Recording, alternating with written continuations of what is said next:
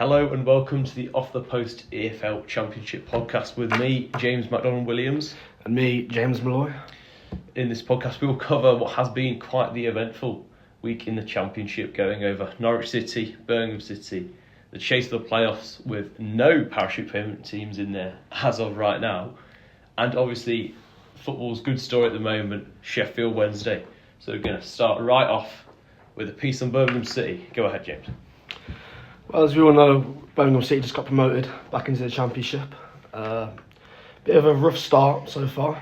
Currently sat mid-table. So you say it's been a rough start and not living up to the expectations. Whose responsibility do you think that is? Do you think the players have just not lived up, or is that more the manager? I think it's the whole squad really. A lot of new signings, such as Kyogo for Shaki, I believe, from Celtic. He was expected to perform way more than he has. He hasn't scored a goal yet. So I mean, I thought that was quite the coup, getting Kyogo in from Celtic, but clearly, I mean, something's not happening there because he was superb in Celtic's team last season. I mean, they faltered this season without him. He's clearly been a key player, but he just hasn't had the impact at Birmingham. Yeah. Everyone compares the Championship to the Scottish Premier League, and clearly the Championship's significantly better. Harder league, better defence, better everything. Well, I'm not sure I completely agree with that, but you know, he's not hit the ground running. He's not the only signing. You made some really, really good signings over the summer. Have any hit the ground running? Have any actually impressed you? I'd say that Phil Newman, a centre-back from the Bundesliga 2, he's hit the ground running. He's probably one of the best defenders in the Championship, if you ask me. Not biased at all. So where do you see the season going then? I initially would have put Birmingham in the playoffs. I had them 6th at the start of the season. Do you think that's still the expectation, or what's going on?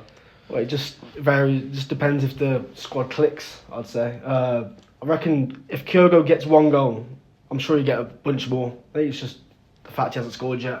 Yeah, moving on to my team of Norwich City. Things you think they look bleak for you.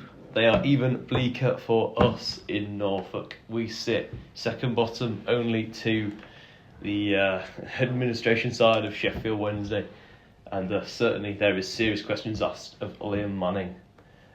What do you think the issues are at Norwich right now? You watched much of Norwich recently? Can't say I've watched much of Norwich. Unfortunately, I have, and the issue really for me is that we've spent £20 million, and some that's more than we've ever spent since I've been following the club.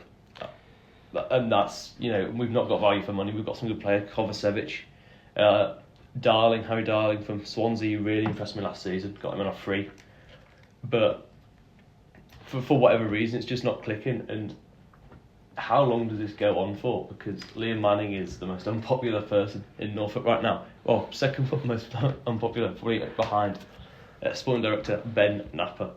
So it's not been too bright in Norfolk.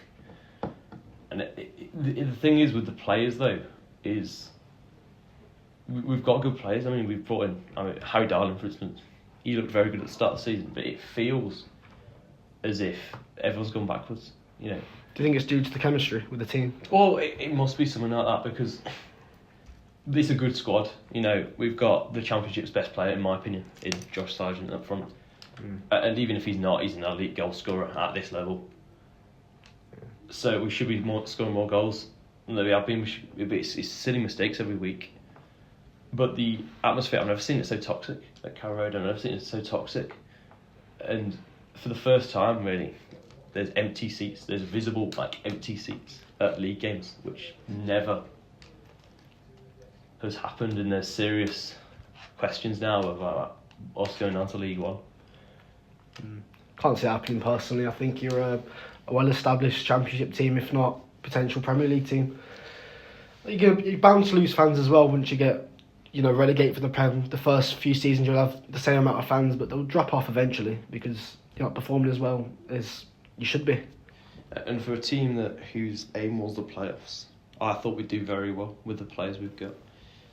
I mean, somebody has to give, and I think that will be Liam Manning very soon. Because I don't know how long we've gone without a win now. It was Blackburn away. How long ago does that feel? Feels very, very long ago. And losing in the derby as well. That will mean more than losing any other game. And I think as soon as Liam Manning lost the derby, he lost every single fan. He certainly lost me, because it wasn't just the result, because we don't have as good a squad as Ipswich. It was the performance and the little fight that we had in a game that means so much. And that's the big issue for me right now. I don't think anybody in senior positions understands what it means. With an American owner, with Ben Napper, he's very logical. He thinks, we'll sell Nunes for however much to Ipswich, but you don't. That's the cardinal sin.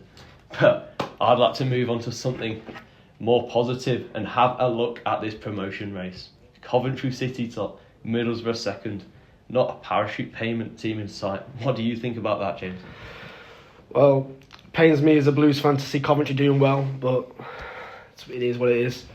Can't say I'm shocked at all, by the way, because they have spent millions in recent years with investments and whatnot done to the club. Manager, former Premier League star and all, he's doing fairly decent, I would say.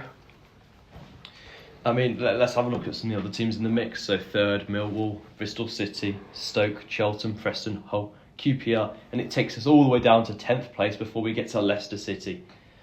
I mean, some of these teams I would have tipped to go down. Cheltenham, I had going down. Hull, I had going down. Millwall, I didn't have doing too well. Stoke, I had fourth bottom, sorry. I mean, this is quite remarkable. This is more exciting as well. As much as it pains you to see Coventry top, how exciting have they looked this season? It's still early doors in the Championship at the moment. Of course, there's a win separating from 6th to bottom table, really, isn't there?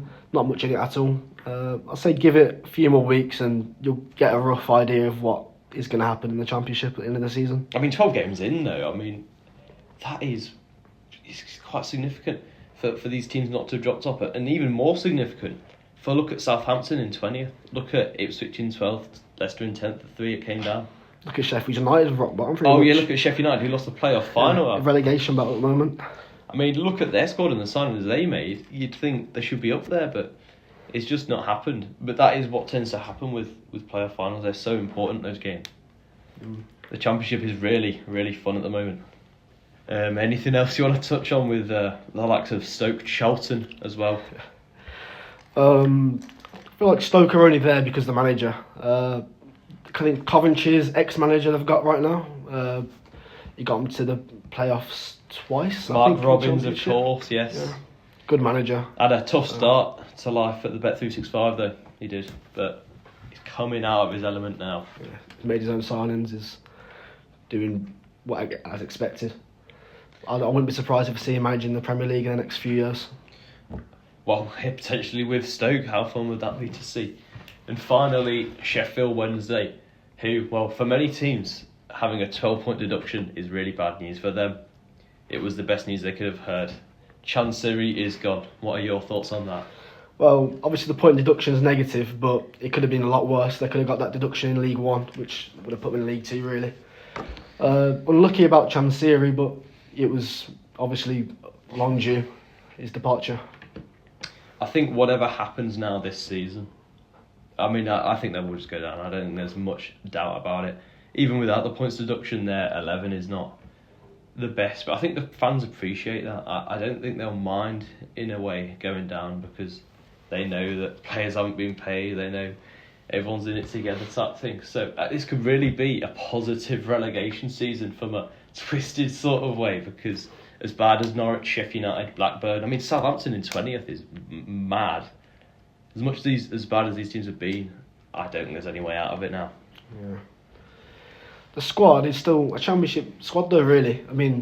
They've lost a few players, but last season's squad, it's not too different from this season's squad for Sheffield Wednesday. I think they'll do well in the League One, probably come back up within 3 years if they've got the right owners. Similar to what happened last time, it took them 2 years to get back up. That dramatic semi-final win against Peterborough away, I remember.